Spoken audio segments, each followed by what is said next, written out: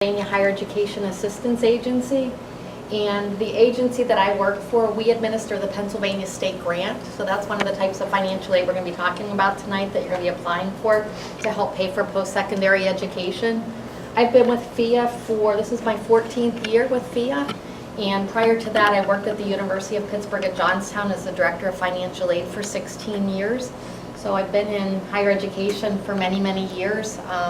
A lot of things have changed over the years with financial aid and filling out the FAFSA, but I have a lot of experience, and I'll be here to answer any questions that you might have about the process tonight. This is my contact information. If you have any questions about anything that I'm presenting tonight, you have a lot of literature that you picked up when you go home and you read through that. If you have any questions, or if you have any questions throughout the FAFSA process, please feel free to use me as a resource. I have returning parents every year. I help them every year complete the FAFSA, so I see them for 3, 4, sometimes 5 years in a row. So I'll be more than happy to help you anytime you have any questions. I'm on the road a lot, so that's why I give out my email address. It's hard to get a hold of me by phone, but if you email me, I can answer your questions because I have my phone with me that I can type those up. If something is too complicated, I'll be happy to give you a call and discuss a little bit further. How many of you are seniors or parents of seniors tonight? Okay, a couple. How many juniors? Any sophomores? Okay, very good. Well, thank you for coming. I know there's a lot of things going on here at the school, and there's a lot of other places that you could be tonight, but the fact that you're here to listen to the financial aid presentation, I really appreciate it. How many of you, whenever you hear the word financial aid or you hear horror stories from other people, you get really stressed out when you think about the financial aid process? Yeah? Okay. Particularly if this is your first time hearing anything about financial aid, I'm covering a lot of information in an hour, and you're going to be overwhelmed when you leave. I like to have people come and listen like 2, 3 years in a row just to understand some of the lingo that the financial aid people use. But you have the resources, the publications you can take with you. Everything that I'm covering tonight is in the student aid guide that you have here, and you can have a copy of my presentation as well. So we're going to talk about the different types of financial aid, where you can find financial aid, the different resources. We're going to talk about the application process. We're going to talk about what happens after you complete that application. Does it just sit out there, or what's the next steps after that? We're also going to talk about I'm going to give you some resources, some websites, and some information for students to use and for parents to use to do some research. And then we're also going to talk about making smart decisions and being a smart consumer through this whole process. Because as you know, if your children are beginning to look at schools, or if you've even looked online or you've read anything online, you'll know how expensive a post-secondary education is. And when we talk about post-secondary education, it encompasses all types of different education. It could be a 4-year school, a 4-year degree, a 2-year degree, going to a business, trade, or technical school, going to a hospital school of nursing, going into the military, doing an apprenticeship program. Any type of education after high school is considered post-secondary education. So I don't want you to think that we're just talking about students who are enrolled in 4-year programs, colleges and universities, but I'm talking about all the different types of post-secondary education. And as long as the student is working on a certificate, diploma, or a degree, they've graduated from high school, and there's some other federal requirements that they need to meet, they're eligible for financial aid to help pay for those programs. So being enrolled in a business, trade, or technical school, students can certainly apply for financial aid to help pay for that. When I talk to students, I like to tell them to begin thinking about the end. What you're going to be doing after you've already completed the program, and then work backwards. Like, what kind of school do you need to attend? How much is it going to cost you to attend there? You're going to have to apply for loans. One of the things I tell them too is, we really want students to be looking at careers where there's going to be opportunities for them to get a job once they graduate. We don't want students to be going to school for 2, 3, 4 years, taking out student loan debt, and then not being able to find a job. So there are different resources I'm going to give you that students can look at that information online to see the different careers where there's going to be job growth. Also, to look at, we tell students you shouldn't borrow more to get your education than what you're going to make your first year out of school. So we want students to be aware of what their starting salary is going to be, because I know sometimes students think that they're going to be making $100,000 as soon as they get out of school in these jobs, and sometimes they don't realize they have to start at the bottom and work their way up to get that salary. So to be realistic, have them research that information before they even begin this process. So determining affordability. Affordability is going to be different for each one of you. So what one person or one family can afford, maybe the other family can't afford. In Pennsylvania, we're ranked 49th out of 50 states in college affordability. So it's expensive to go to school in Pennsylvania. We're ranked second in average student loan debt. So students who are graduating with four-year degrees, they are accumulating about $37,000 in student loan debt in the federal loan programs. Some of them have to take out alternative loans or private loans, so some are a little bit higher. Parents are taking out loans too to help pay for education. So we want to make sure that as students go through this process and they're looking at schools and they're looking at programs, that they're finding that school that's the right academic fit for them, but they're finding the school that's also the right financial fit for the family as well. You may have to tell your son or daughter, and it's okay to tell them this, that we can't afford to send you to that school. And I would hope that you would apply for all of the financial aid. You'd wait to see what all kinds of financial aid you're receiving before you make that decision. But it's okay to tell your son or daughter that we just can't afford to send you there. I like to tell students and parents, students need to have some skin in the game too. I hear from students and parents about how this particular school is the school that the student really wants to go to. And I think the student needs to have some responsibility too, and that might be you telling them that, we'll consider that school. Your obligation or what you need to do in order to achieve that is that you need to come up or you need to apply for and receive at least $5,000 worth of scholarships, and that will be your contribution to help us out. If you expect the student to take out student loans, you need to have that conversation with the student now so that you can begin talking about that. Particularly if that's the route that the student is going to go or the family's going to go, please have conversations with your son or daughter about what that means to take out a loan. Because I don't know how many times I go into schools and do presentations and students will just tell me, I'm just going to take out a loan to cover everything. They have no idea what the responsibility entails as far as taking out a loan, interest, how long you're paying that back, how much you're paying back a month. I work with students and families too, who parents may still be paying back some of their student loans. So you can give some examples of how you have had to deal with paying back student loans as you're raising children, as you have other bills and stuff that you need to pay. The other thing is, I talked about it's okay to tell your son or daughter that it's too expensive. Before you tell them that though, don't roll out of school because it's expensive. There are a lot of schools that offer financial aid. The private schools that are the most expensive in Pennsylvania, tuition ranges anywhere from $4,000 to $50,000 for tuition. If they're going to live on campus, it's another $10,000 to $15,000. But a lot of those schools have financial aid packages. They know that families can't write checks for $50,000, so they have financial aid packages that make it more affordable for students. So wait until you receive that financial aid information before you make that decision. These are some tools that the Department of Education has created for students and families, and you can find these on the collegecost.ed.gov website. The first one is the College Scorecard. And what that is, that's kind of like a report card for all the different colleges and universities that are out there. You can pull up the school. You can find information about average costs.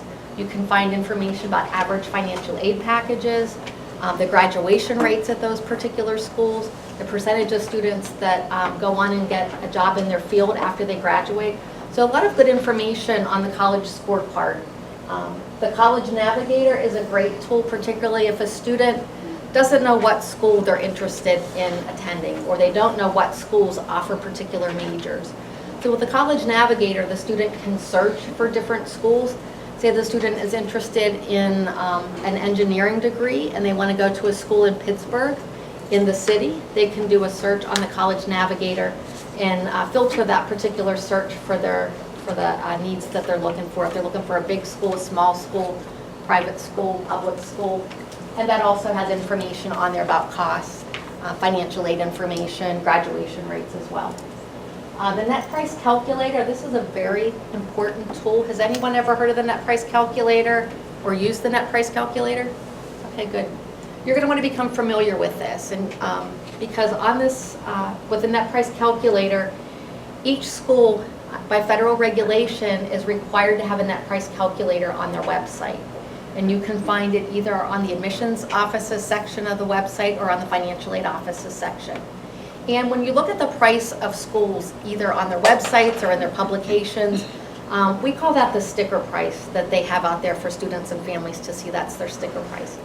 The net price would be the cost of the school, that particular school, minus any free money in the form of grants and scholarships that the student is receiving.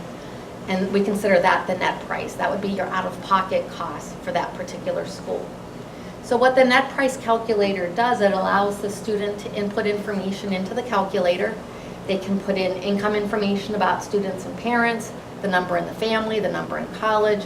Some of them will ask the student what their intended major is going to be at that school, what their grade point average is in high school, if they took the ACT or SAT test scores, what those test scores are, because they offer academic scholarships that are based on all of that information. So once you put that information into the net price calculator, it'll give you an estimate of what the student's going to receive in estimated grants and scholarships, which is free money. So any of the schools that your son or daughter is interested in attending or looking at for further information, you can begin now by looking at the net price calculator to get an idea of what it's going to cost you. When I talked about don't rolling out schools till you know what your financial aid package is, this is a really good example of that. This was an actual student. The student wanted to go to the University of Pennsylvania down near Philadelphia. And when she saw the cost of the school, which was about $67,000, she said, there's no way my family can afford to send me there. That's more than what my family makes in a year. So we pulled up the net price calculator and put in the information in there as far as the family's income, the number in family, the number in college, the age of the older parent, if they had any assets. So all that information they asked for. When she put in all that information, she was eligible for almost $59,000 in grants and scholarships at that particular school. So what she had to pay out of pocket was $8,130, which is really good. She thought there was no way she'd be able to go to school there. This is the school that she ended up going to, because even though this was the school that was the most expensive, this was the school that cost her family the least amount to pay out of pocket for her to go to school there. She did the net price calculator and applied for financial aid at a couple other schools that were like $30,000 or $40,000, and her financial aid package was nowhere close to what that financial aid package was. So the net price calculator is a great tool, and it can help you even if you think it's not something that's doable for you and for your family. MySmartBorrowing.org is a tool that FIA created, a website that FIA created a couple years ago because we were concerned with the amount of student loan debt students were incurring and the fact that they were having a hard time paying it back. So with this particular tool, students can go in and indicate what their career is going to be. They ask them what they think their starting salary is going to be, what school they want to go to, where do they want to live once they graduate. And then it provides them with an estimate of how much they might have to borrow to get their degree. And based on that, this is how much you're going to have to pay back each month over a 10-year period, because that's what the standard repayment plan is. So when I use this tool in different classrooms, we begin to have discussions about how to make things more affordable. You know, some students want to go all the way across to California to go to school, and then when they see the price and we talk about that, we begin to you know, think about ways to make it more affordable for them and for their family.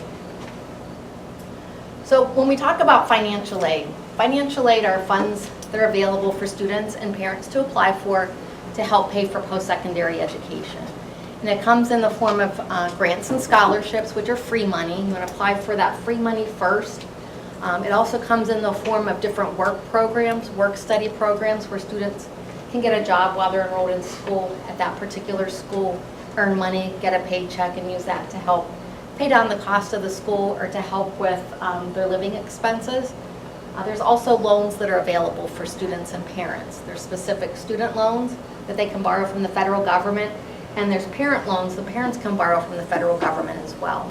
There's also other loans called private or alternative loans that you can borrow funding through different lenders, through the banks. VIA actually has a private loan, and I'll talk about that a little bit later. And it comes from different sources as well. It comes from the federal government, it comes from the state government.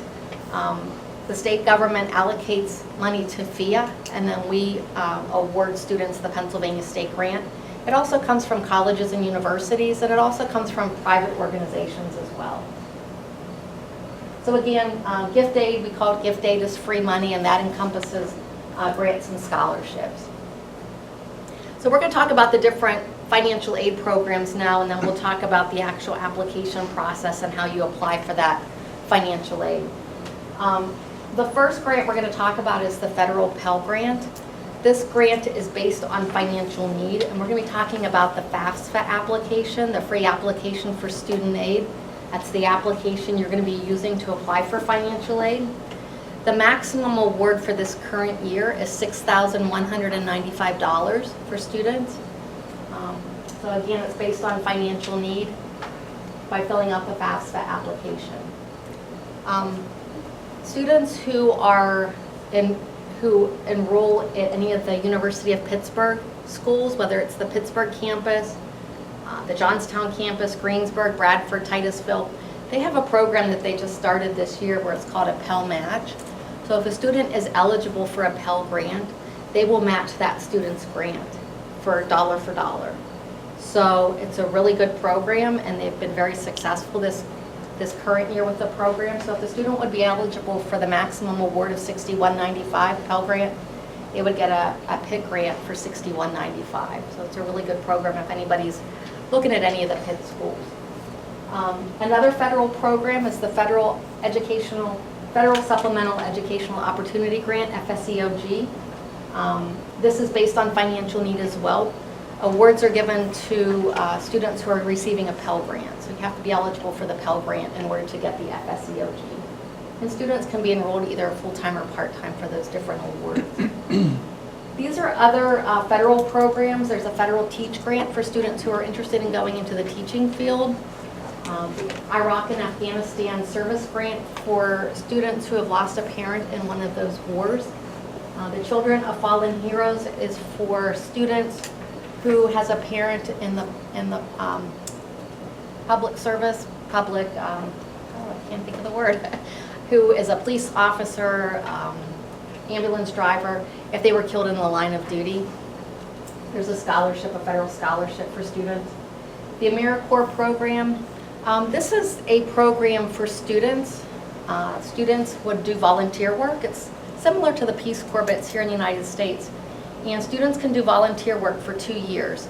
And each year they do the volunteer work, they receive an educational award in the amount that's tied to the Pell grant, so it'll be $6,195. And they can use that grant to help pay down school. They can use it as an undergraduate student. If they go on to graduate school, they can use that for graduate work. If they go to school and they take out federal student loans, some students will graduate and then they'll participate in the Americorps program. They'll get that educational award, and they can use that to pay down their federal student loans. Another part of that Americorps program, they have a program called the Senior Americorps Program, where parents or grandparents 55 or older can volunteer and do the exact same thing, receive the educational award for $61.95 each year. You can transfer that grant to the student, to your student, or to a grandchild. So it's a good program. This is the program that FIA administers, the Pennsylvania State Grant Program. This is for students who are enrolled in programs that are at least 2 years in length, and for students who are attending a FIA-approved post-secondary school. The amounts for these particular awards are based on financial need from the Fafsa application. It's also based on the cost of the school that the student's attending. When I do presentations, when I talk to students and families, I always get a question, if I make X amount of money, can you tell me how much financial aid I'm going to get? Or if I make X amount of money, should I even fill out the application? Probably the closest I can tell you for the Pennsylvania State Grant is on page 22 of the student aid guide, and it gives you a chart based on your income and the cost of the school that the student would be attending, an estimate of what your Pennsylvania State Grant might be. So that's a good chart to use. Because it's based also on financial need and also based on the cost of the school, this is a breakdown of what the actual maximum awards would be depending upon what kind of school the student would go to. So for the first tier, the cost is between $0 and $12,000. Those are usually our community colleges.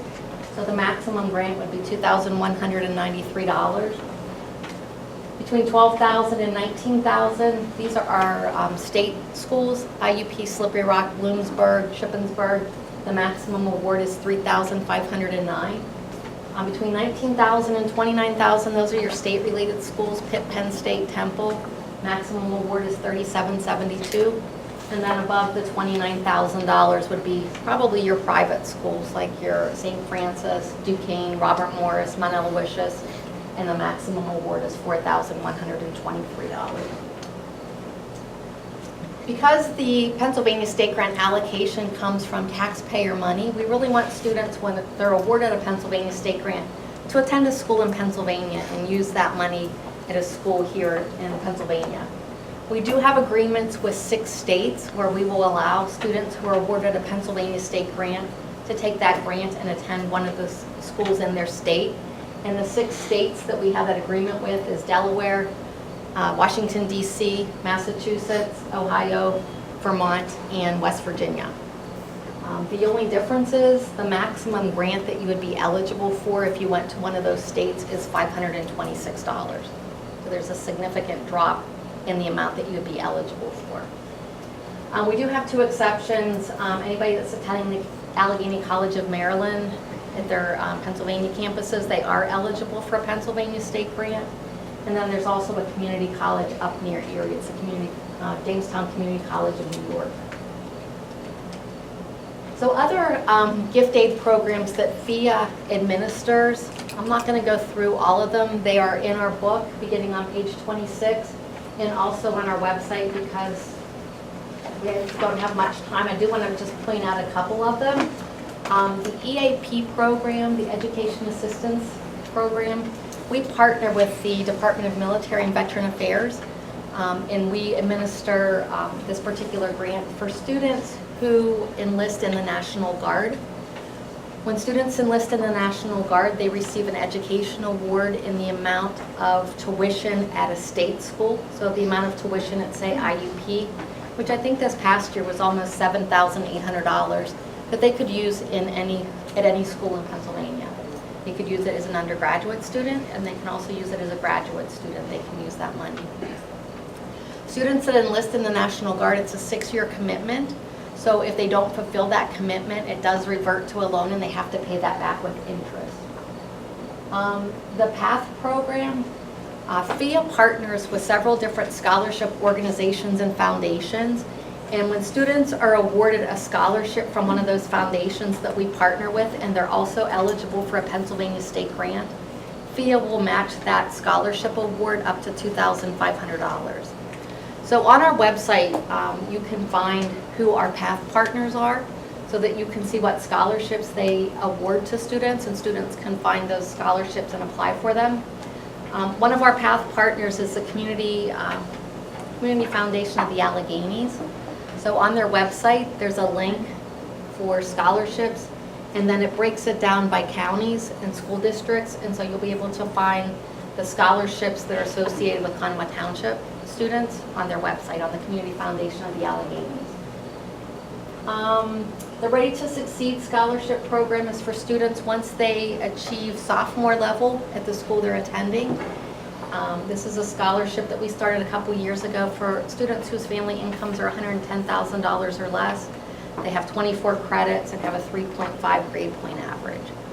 All they need to do is to fill out the Fafsa application and fill it out early because our funding for this particular program is limited, and so those awards are made on a first-come, first-served basis.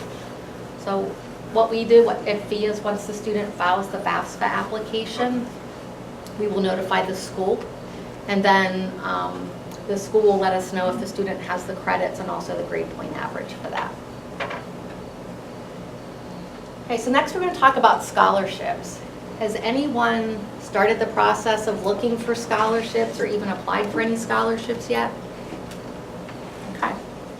Juniors, it's not too early for you to begin doing that. Seniors, you should be doing it, or the senior students should be doing that now. There are several different sources where you can find scholarships. There are scholarships at colleges and universities. So if students are looking at the schools that they're interested in attending, the schools will list on their websites the different scholarships that they offer to students. You can find out what the academic scholarships are. So if students have a certain grade point average or have certain SAT or ACT test scores, they might qualify for a certain scholarship at that particular school. And most times the schools will have that all outlined. They have different tiered academic scholarships. And usually schools will notify students once students have applied and they send in their grade transcripts for those academic scholarships. A lot of those scholarships are renewable from year to year as long as the student maintains a certain grade point average.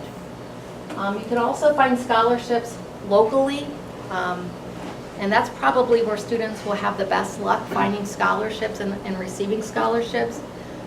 Anytime you see an organization, a business offering a scholarship, or you see something in the newspaper, you want to make sure you're applying for that. There's no scholarship that's too little that students should not be applying for. Every scholarship adds up. The more scholarships that students receive, the less they have to take out in student loans. I know here at Conomo Township, and you can talk about this, there are scholarships here that are specific for students in this particular school, and I'll let you talk about that right now. So we, those start usually in around January, as far as the local ones that are just for township students. So if they're not talking about them yet, that's okay. But around January, I start advertising them, and they get advertised in their English classroom.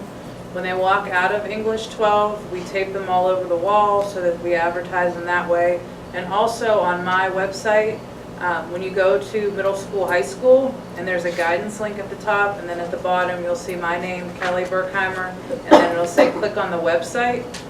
On my webpage there are scholarships, and I list them by month, the ones that are available. So probably the best bet is for you to become part of that. I'll be honest with you.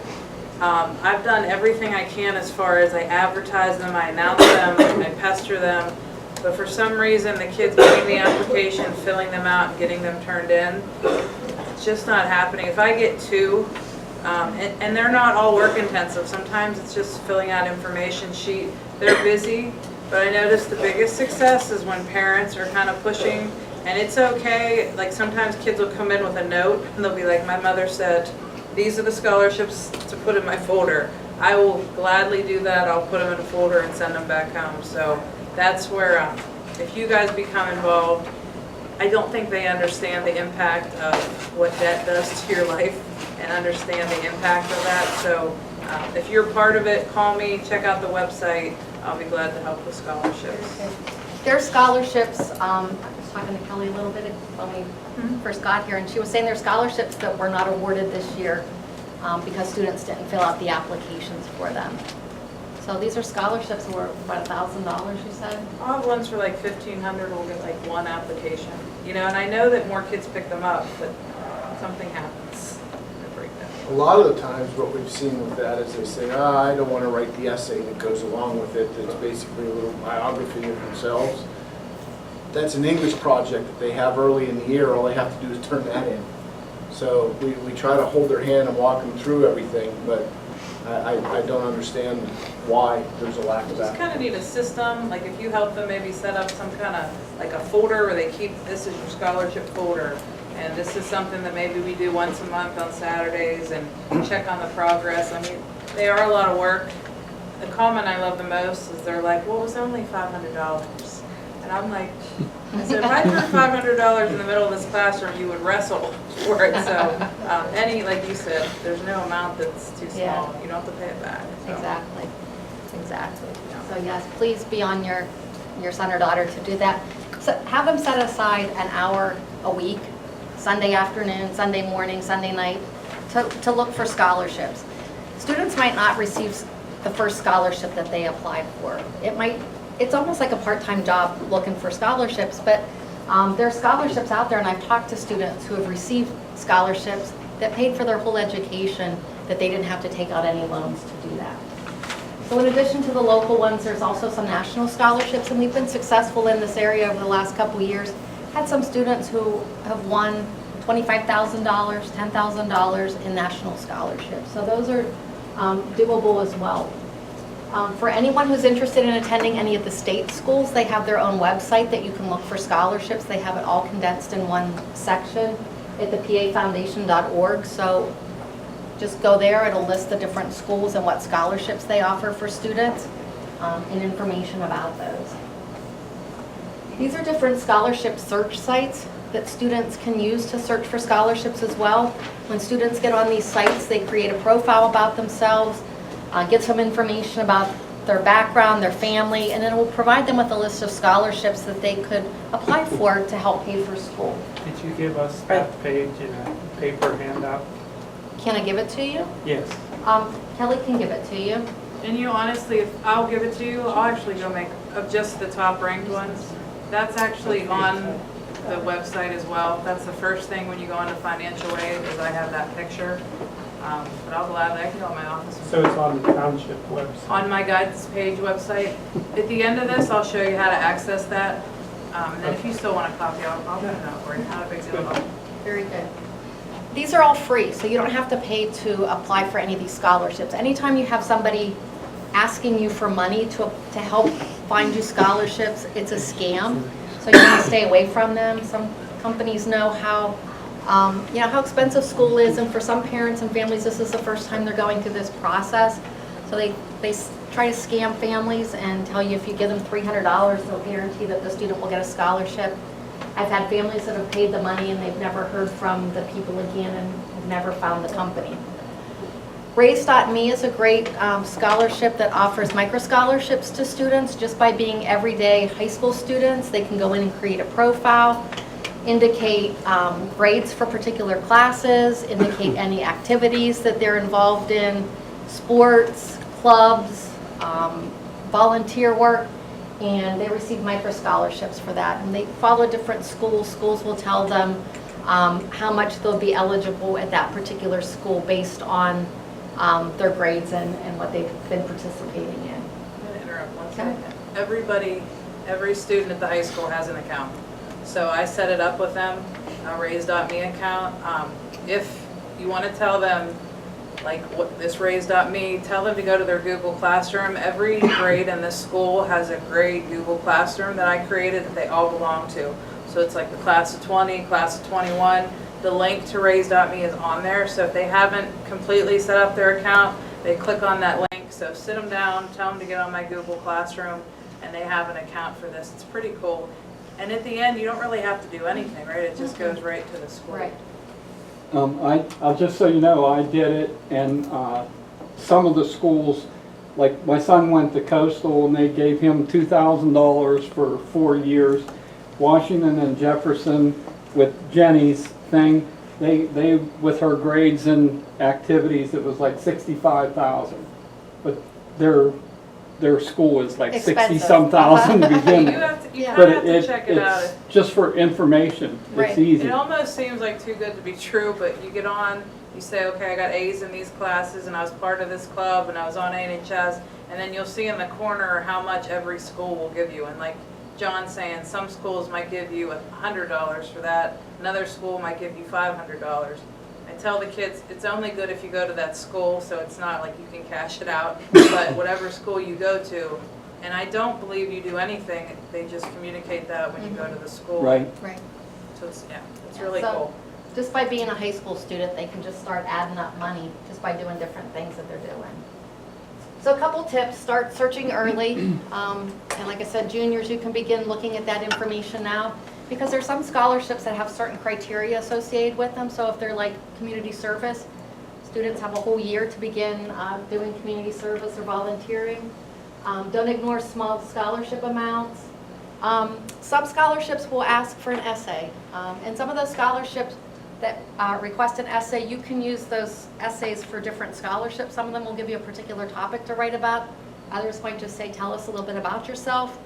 I tell students to really make it personal about themselves. If there's something that they've had to overcome within their family, if they're a first generation student going on to college, what this scholarship would mean to them and to their family. The more personal you make it, it really tugs at the people that are reading the applications. And I can speak from experience because I've been on several different scholarship committees and I have read essays that students have written. So make it personal about yourself. Because if I looked at your application and you tell me that the student was involved in different clubs and organizations, I can see that on the application. I can't see, right, to read the essay really tells me more about the student. And you can apply for scholarships every year that the student is enrolled in school. So, once they're freshmen, you can continue to apply for scholarships. A lot of times the schools have scholarships for upper class students, and there's other scholarships that students can apply for as well. This is just a little picture of different organizations and companies that offer scholarships for students. For those of you, check with your employers as well. I know Sheets offers scholarships to dependents of employees. Walmart offers scholarships for their associates and also for the dependents of associates. Coca-Cola, McDonald's, there's a commercial on McDonald's now. They are investing, I can't remember the amount, I think it's $1.5 million, maybe that's too much, in tuition assistance for their employees. So it starts out with a young girl who gets interviewed for a job. She becomes employee of the month. She goes to school, they give her money to go to school, she graduates. So McDonald's also offers tuition assistance and scholarships to students. So if anybody's looking for part-time jobs, those are good places to go to, those that are offering tuition assistance. So another type of financial aid is what we call work study. This is based on financial need from you filling out the financial aid application. It's an opportunity for students to work while they're enrolled in school, and most times they're working at a job on campus. They get paid at least minimum wage. It depends on what job they're doing. They might get paid a little bit more to do something, working in a laboratory or something, but they will get paid at least minimum wage. Depending upon their award, determines how many hours they work a week or how many hours they work throughout that whole semester. The thing that you need to remember about the work study program is whenever students are awarded work study and you receive your bill for the semester, the work study award is not deducted from the bill because the student has to actually find a job on campus, work those hours, and they get paid like any other job. So keep that in mind whenever you receive your award letters and you also receive your bill. There is a question on the Fafsa application that asks if students are interested in work study. I tell students to answer that question, yes. It doesn't commit them to anything. You can always decline your work study award if you don't want to use it. But a lot of times the students say no, they don't want work study. When school starts, they go into the financial aid office and ask for it. Sometimes the funds are depleted, so there's no money left. I know some students, some families don't want the student to begin working their first semester or the first year that they're enrolled in school because they want them to study or concentrate on their classes and stuff. But students have a lot of time when they're at school. When they come to school here, I don't know what time school starts, but if it starts at 8, they might get out at 3. If they're taking 15 credits, they're in class for 15 hours a week. Now, we hope that they are going and studying some of those other hours, but there's a lot of time. And so there's a lot of different jobs where students can work in the library in the evenings, in the sports center in the evenings. So, and studies also show that students who do work study, that their grade point average is higher than students who don't participate in the work study programs because they have to learn to manage their time. So work study is a great opportunity for students to not only have some spending money, but also gives them some responsibility as well.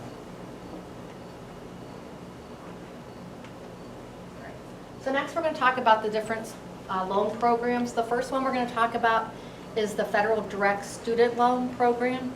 This loan is specific to students. The student would borrow in their name. They're borrowing the money from the federal government. The student does not have to have good credit to get these loans. They don't have to have a cosigner to get these loans. There's certain federal requirements that they have to meet as far as be a graduate of high school, not be in default on any student loans. Male students between the ages of 18 and 25 have to register with Selective Service.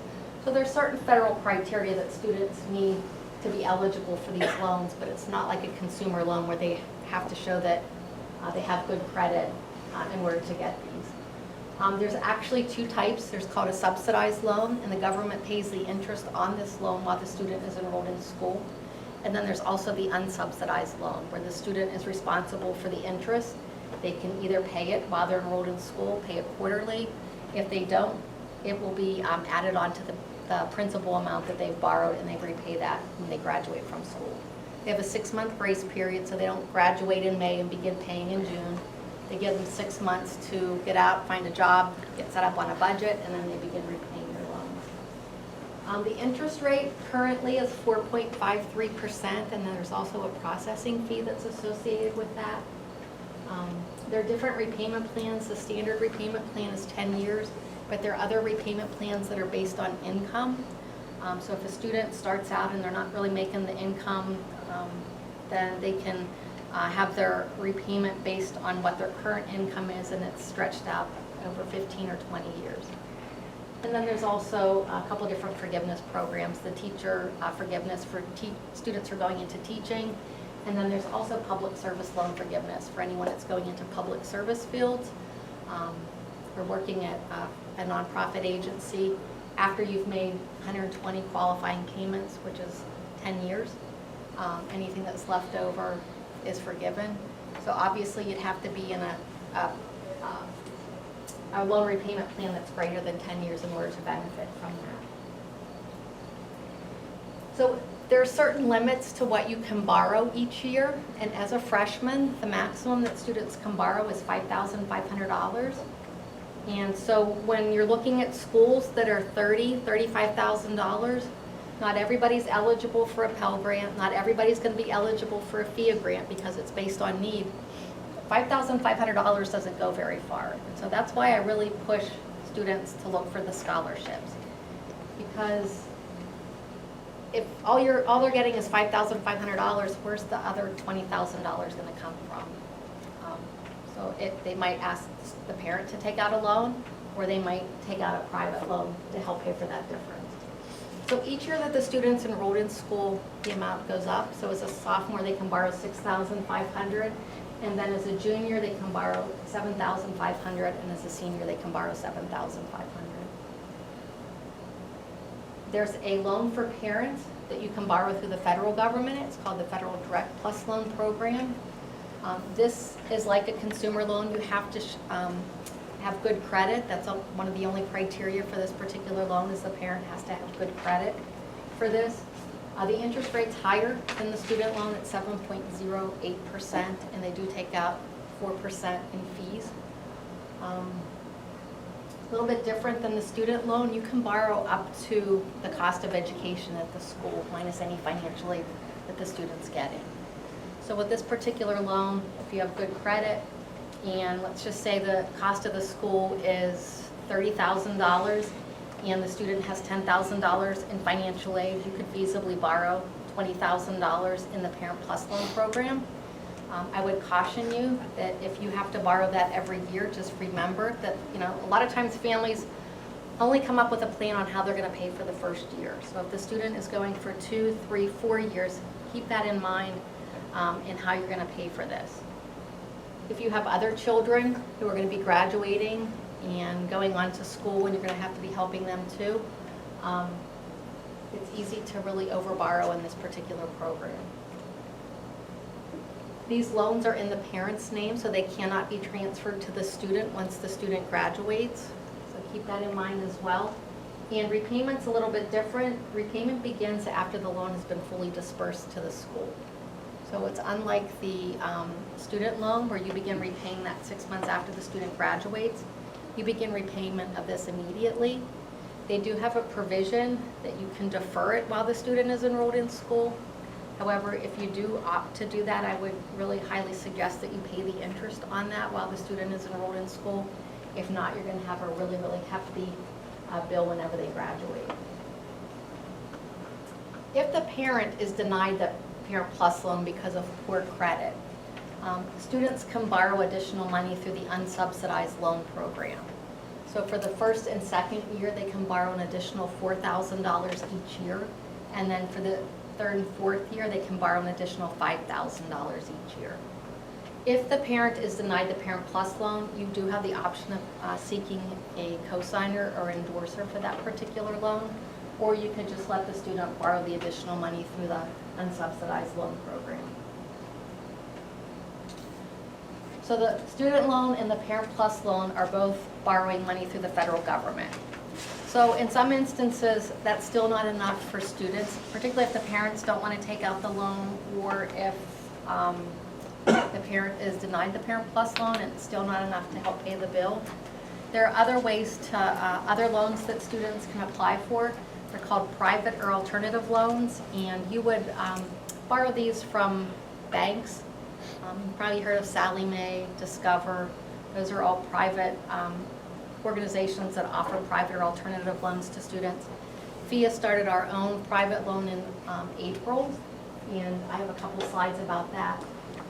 With the private alternative loans, there are loans that students can borrow through the private loan, and then there are also specific loans for parents to borrow through the private loans as well. If the student applies for a loan, it's like any other consumer loan. They would have to show that they have a job and income to pay back that particular loan. They also have to show that they have good credit. So most 18-year-olds graduating from high school have neither, so they're going to ask for a cosigner on that particular loan. And usually they're going to ask the parent to be the cosigner. So the interest rates for those particular loans for the student are based on the credit score of the borrower and or the cosigner. So the better score, the better rates you're going to get with those particular loans. If you are the cosigner, just know that it'll show up on your credit report. So if you try to borrow money for a car, it's going to show up as debt to income ratio on your credit report. These don't have the same consumer protections that the private loans have. We really want students and families to use the private loans first and then look at the alternative loans. So with our particular, we call it the PA Forward loan, any money we make off this loan, we are putting back into the Pennsylvania State Grant Program to increase student awards for students through the grant program. This is a slide of our student private loan. Our interest rate is 5.01 to 7.43. We have no fees associated with the loan, so if the student borrows $10,000, they're going to get $10,000. We have some benefits associated with it, so that when students graduate, we have a 0.5% reduction in their interest rate when they graduate. And if they would do direct debit, we have a 0.25% reduction in that as well. If a parent would be a cosigner on this particular loan for the student, we have a Cosigner Release option available, meaning that when the student begins to repay the loan, if they make so many on-time payments, usually I think it's 48 on-time payments, then the cosigner will be dropped from the alternative loan. And then this is our parent loan. What I really wanted to point out is what our interest rates are. These are lower than what the actual federal loan is.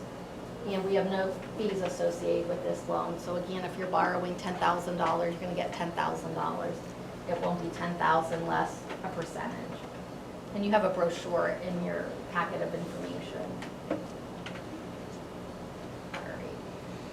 So we talked about the different financial aid programs that you're applying for. We're going to talk about the application now. So the Fafsa application is the most important application that you're going to need to complete. The free application for federal student aid, or Fafsa, F-A-F-S-A. You can complete it on fafsa.gov, or they've also developed an app called My Student Aid app that you can download onto your phone or onto a tablet and complete it. Every year the student's enrolled in school, you have to complete the FAFSA application. If you have more than one child in school, you complete a FAFSA for each child. It's not per family, it's each child. So October 1 is the magic date whenever the FAFSA application becomes available, and this will be for students who are seniors in high school. So October 1 is the date that you can begin to complete the FAFSA application. You can list up to 10 schools that the student wants the information sent to, and because it's so early that you can complete the application, the student doesn't have to be admitted to any of the schools, they don't have to have applied to any of the schools to list them on the FAFSA. If there's just schools that they're thinking about, that they're interested in or thinking about applying to, they can list those on the FAFSA application. If they submit the FAFSA and then they decide later that there's another school that they want to add, they can always log back into the application and add the school to the FAFSA form. Students will be completing the 2020-21 application, so you'll be using income from 2018. You'll always be using income from 2 years prior because you will have had your tax returns completed. On the FAFSA application, it is an online application, and so there are a lot of skip logic built into it, meaning that if you answer some questions a certain way, you get to skip other questions. It won't let you move on to the next page till you answer all the questions on that page. They do have a link with the IRS, and you can actually transfer your tax information from your tax return that you filed with the IRS into your FAFSA application. So schools really want families to take advantage of that. So if you can do that, you want to use that particular tool. We are having a Fafsa Workshop here at the school on October 10th at 6:30, where we'll be in a room with different computers, and I will be here, and you can bring, we'll go through what you need to bring, and I'll help families complete their FAFSA application. It's the first time doing it. Sometimes families are a little nervous about doing it, but really, as long as you have everything you need, it takes about 35 minutes to complete the application. Very advantageous to come in and sit down in that because they go step by step. As long as you have all your information. We'll, September 10th, but we'll also be making an all-call about that as we get a little bit closer. October Good 10th. Or October 10th, sorry. Good idea to be there. Yeah. Very helpful. So there's 7 sections on the application, real easy to get through. Student demographics, students list the schools they're interested in, dependency questions, parent demographics, asks about the income information. You sign and submit it, and then you're done. Because it's an online application, you can assign the application using what's called a FSA ID. It consists of a username and password. The student needs to create a username and password, and the parent needs to create a username and password. And it's helpful if you do that before you sit down to do the FAFSA, just because I think the longest part of the whole process is creating the FSA ID. And I go into their senior classrooms, I do this with them, and then their homework is to come home. So I'll do this part with them. Sometimes they don't know their social number, so they'll have to come home and do it with you, and they'll bring a card home that I have here. So they'll bring these home to you with all the directions on it. And then we do an all-call like we did for this to remind you of it, so hopefully that'll be. If you don't have it and you still want to come to the workshop, please come. That'll be the first thing we do is to create your FSA ID. Be sure you write everything down. It's going to ask for your email address. You're going to create a username, a password. It's going to ask for your mobile number because these are different ways that you can have your password reset if you forget it. There's challenge questions. So like any other type of account that you set up online, it's going to ask you a lot of the same questions. And you're going to use that same FSA ID every year that you complete the application. So make sure you start a folder and just put that form with all that information in your folder. So when you need it next year to complete it, you can just pull that out. And did you mention parents that already have a student in, they don't need a new Right, password? that's correct. If you already have a child that's in school and you've completed a FAFSA application for them, you would use that same FSA ID. You don't need to create another one. In addition to the FAFSA application, FIA also requires students to complete a Pennsylvania state grant form. and it's real easy to complete. There's about 10 questions on it, and you can get to the state grant form off of the confirmation page. So when we complete your FAFSA, there's a link right here that you will click on. It'll take you to FIA's website, and you answer those 10 questions. You only have to do it one time. So the first time you do it, it's good for whenever, as long as the student's enrolled in school. Some students missed that link. Last year we had a lot of problems with it. It wasn't taking us to the